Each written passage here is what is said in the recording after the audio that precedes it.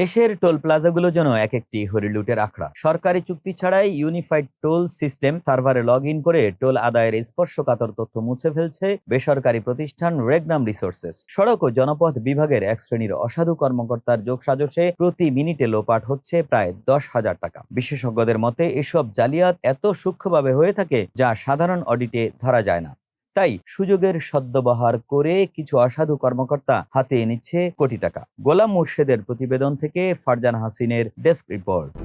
দেশের ৬৭টি টোল প্লাজার ৫৬০টি লেন, যেখানে প্রতিনিয়ত লাখ লাখ গাড়ি পারাপার হচ্ছে আর কোষাগারে জমা হওয়ার কথা কোটি কোটি টাকার রাজস্ব। কিন্তু ক্যামেরার পেছনের গল্পটা ভিন্ন। অভিযোগ উঠেছে একটি শক্তিশালী সিন্ডিকেট সার্ভারের ডাটাবেস থেকে আর্থিক লেনদেনের মূল তথ্যই মুছে দিচ্ছে। আর এই হরিলুটে সহযোগীর ভূমিকা রয়েছে বেসরকারি প্রতিষ্ঠান রেগনাম রিসোর্সেস লিমিটেড। অনুসন্ধানে দেখা যায় দেশের ৪০টিরও বেশি টোলে চলছে এই ডিজিটাল কারচুপি। সীতাকুণ্ড, মানিকগঞ্জ, নেত্রকোনা থেকে শুরু করে আত্রাই টোল প্লাজা সবখানেই সফটওয়্যার থেকে রেকর্ড গায়েব করে কোটি কোটি টাকা আত্মসাৎ করা হয়েছে।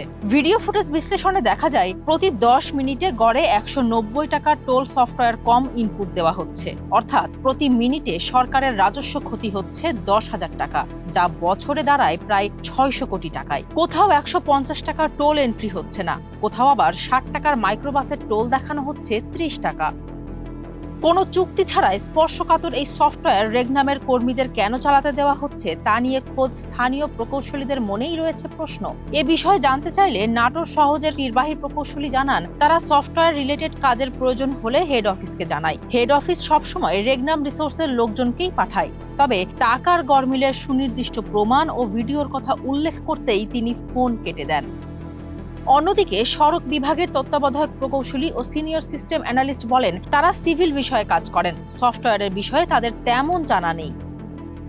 আইটি বিশেষজ্ঞরা বলছেন, এই জালিয়াতি এত নিখুঁত যে সাধারণ অডিটে তা ধরা কঠিন। সরকারের কোটি কোটি টাকার রাজস্ব হাতিয়ে নিয়ে সওজের কিছু সাবেক ও বর্তমান কর্মকর্তা গড়ে তুলেছেন সম্পদের পাহাড়। আর এই চুরির পরও বিতর্কিত রেগনামকেই বারবার দেওয়া হচ্ছে নতুন নতুন টোল প্লাজার দায়িত্ব। ডিজিটাল বাংলাদেশের পিঠে চড়ে এ যেন এক নিখুঁত ও আধুনিক ডাকাতি। যে সার্ভার পাহারা দেওয়ার কথা রাষ্ট্রের নিজস্ব কর্মকর্তাদের কোনো চুক্তি ছাড়াই নিয়ন্ত্রণ তুলে দেওয়া হয়েছে বিতর্কিত বেসরকারি প্রতিষ্ঠানের হাতে। কোটি টাকার ভাগবাটোয়ারা আর সিস্টেম অ্যানালিস্টদের এই অসাহত্যের নাটক প্রমাণ করে আইন আর নজরদারির চোখকে কতটা অন্ধ করে রাখা হয়েছে। আর কত লোপাটে ঘুম ভাঙবে প্রশাসনের, উত্তর খোঁজার দায় এখন নীতি নির্ধারকদেরই। ফারজানা হাসিন, মানবকণ্ঠ।